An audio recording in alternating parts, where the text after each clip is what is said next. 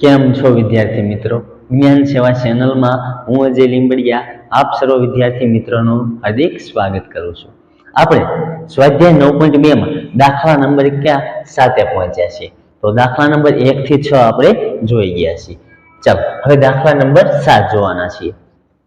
તો દાખલા નંબર 7 માં શું આપેલું છે કે 7 મીટર ત્રિજ્યા અને 3 મીટર ઊંચાઈ વાળી એક બંધ નળાકાર ટાંકી ધાતુના પતરામાંથી બનાવવામાં આવે છે. તો કે આ ટાંકીને બનાવવા માટે ધાતુનું કેટલું પતરું જોઈશે એ આપણે મેળવવાનું. ચાલો તો સૌપ્રથમ જે આ બંધ નળાકાર ટાંકી છે એમાં કેટલું પતરું જોઈશે તો સૌપ્રથમ જો આ રીતની કંઈક ટાંકી હશે.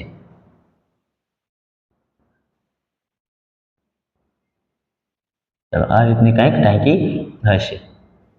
હવે ટાંકી કેવી છે? બંધ.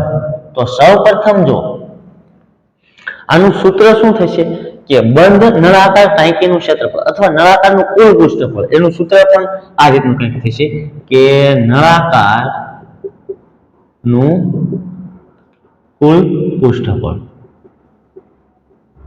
બરાબર શું થશે 2πrh પ્લસ 2πr². ચાલો આ રીતે અથવા તમે આ રીતના ન જોયું હોય તો આ રીતના કંઈક જોયું છે કે 2πr / h પ્લસ r અથવા r પ્લસ h આવું જોયેલું હશે. ચાલો તો સૌપ્રથમ જો આ શું થઈ ગયું નળાકારનું કુલ પૃષ્ઠફળ આ એનું સૂત્ર થઈ ગયું. ચાલો હવે આમાંથી તમને જેટલું આપેલું હોય એ તમારે લખી નાખવાનું છે. ઊંચાઈ કેટલી આપી છે કે તો કે 3 મીટર. કેટલી ઊંચાઈ આપેલી છે? 3 મીટર. આ શું આપેલું છે? ઊંચાઈ 3 મીટર. અને ત્રિજ્યા તો ત્રિજ્યા 7 મીટર. કેટલી આપી છે? 7 મીટર. ચાલો તો હવે અહીંયા સૂત્રમાં તમારે મૂકી દેવાની છે.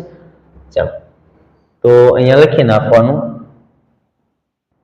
આ બે એમને પાય એટલે 22/7. ત્રિજ્યા કેટલી આપેલી છે? 7. h પ્લસ r એટલે કે h આપણને આપી દીધો છે 3 મીટર પ્લસ r એટલે 7. ચાલો હવે અહીંયા 7 ઉડી જશે તો કેટલા વધશે? 22 × 2 = 44. અહીંયા 7 પ્લસ 3 એટલે 10. 44 × 10 એટલે કેટલા થશે? 440 મીટર સ્ક્વેર. આ શું મળી ગયું આપણને? નળાકારનું પૃષ્ઠફળ એટલે કે નળાકાર ટાંકી છે એનું કુલ પૃષ્ઠફળ. હવે આપણે કહી શકીએ કે આ ટાંકીને બનાવવા માટે ધાતુનું 440 મીટર સ્ક્વેર પતરું જોઈશે. તો અહીંયા સરસ મજાનું લખી નાખવાનું છે કે આમ આ બંધ નળાકાર ટાંકી બંધ નળાકાર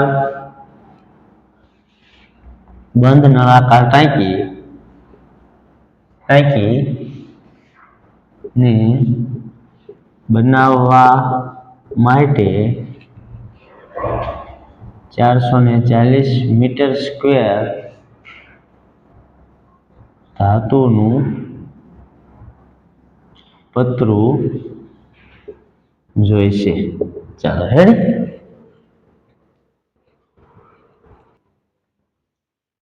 ચાલો દાખલા નંબર 8 જોઈએ. શું આપ્યો છે દાખલા નંબર 8 કે એક ખુલ્લા નળાકારની વક્ર સપાટીનું ક્ષેત્રફળ 4224 સેન્ટીમીટર સ્ક્વેર છે. આ નળાકાર તેની ઊંચાઈ તરફથી કાપીને 33 સેમી પહોળાઈની એક લંબચોરસ આકારની શીટ બનાવવામાં આવે છે. તો લંબચોરસની શીટની પરિમિતિ મેળવો. ચાલો તો સૌપ્રથમ તો શું કરવામાં આવે છે? જે આ ખુલ્લો નળાકાર છે એની વક્ર સપાટીનું ક્ષેત્રફળ આપણને આપી દીધેલું છે. શું આપી દીધેલું છે? વક્ર સપાટીનું ક્ષેત્રફળ. તો સૌપ્રથમ અહીંયા લખી નાખીએ. શું આપેલું છે? તો કે ખુલ્લા નળાકારની વક્ર સપાટીનું ક્ષેત્રફળ આપણને આપી દીધેલું છે. કેટલું? 4224 સેન્ટીમીટર સ્ક્વેર. ચાલો હવે જો ખુલ્લો નળાકાર આપી દીધેલો છે આપણને. કેવો આપ્યો છે? ખુલ્લો નળાકાર. હવે જો તમને ન ખબર પડે તો ખુલ્લો નળાકાર એટલે શું? ઉપરથી નહીં ખુલ્લો અને નીચેથી નહીં ખુલ્લો. હવે ન ખબર પડે તો એક પેજનું ચોપડો જે ચોપડો છે તમારા હાથમાં એ પેજનું એક પેજ લઈ લો. હવે એને ગોળ વાળી દો. શું કરો? એને ગોળ વાળી દો એટલે કંઈક આ રીતનું દેખાશે. જો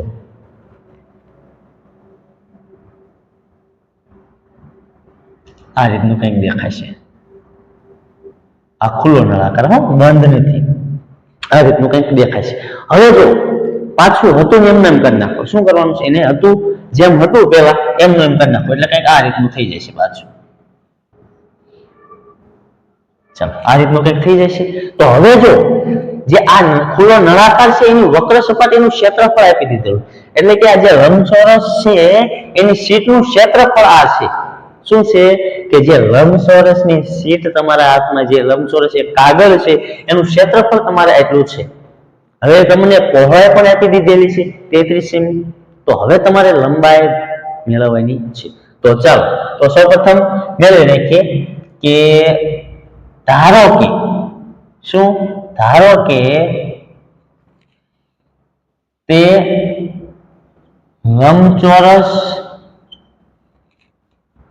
લંબચોરસ આકારની શીટની લંબાઈ L સેમી છે. શું ધારી લેવાનું? L સેમી છે. ચાલો, તો હવે સૂત્ર શું થઈ જશે? તો કે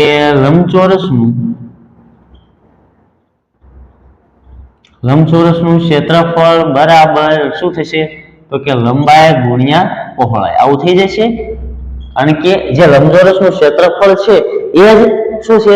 ખુલ્લા નળાકારની વક્ર સપાટીનું ક્ષેત્રફળ છે. ચાલો, તો આ કેટલું થઈ જશે? 4224 બરાબર લંબાઈ કેટલી છે? તો કે લંબાઈ L અને પહોળાઈ b તો આપણને આપી દીધેલું છે 33 સેમી. ચાલો, હવે આ 33 આના છેદમાં આવશે તો 4224 ના છેદમાં 33 એના બરાબર લંબાઈ L. ચાલો, હવે જો હવે આનો ભાગાકાર કરો તો કે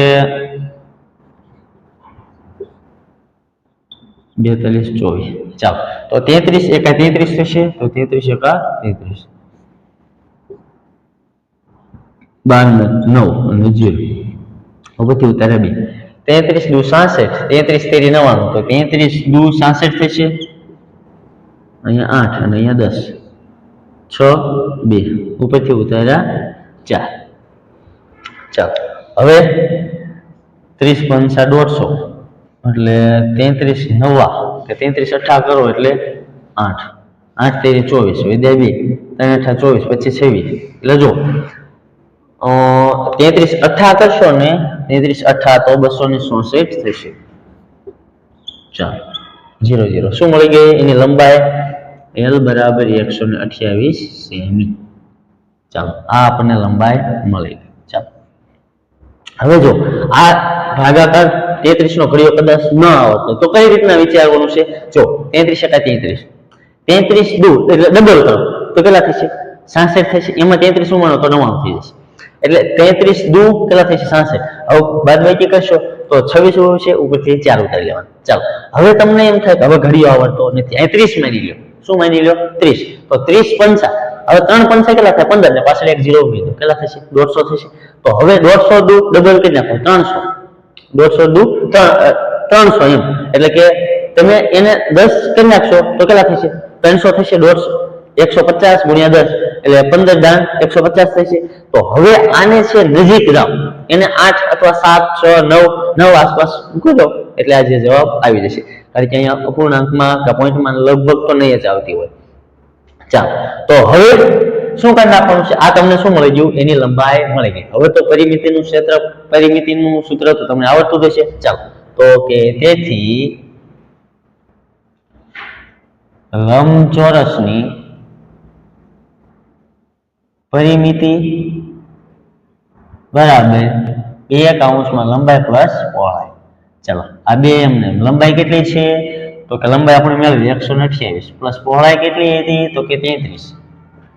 ચાલો, સરવાળો કરો. આ બે એમને 3 8 ને 3 11 વધ્યા 1, 5 ને 1 6 અને આ 161 થઈ ગયું.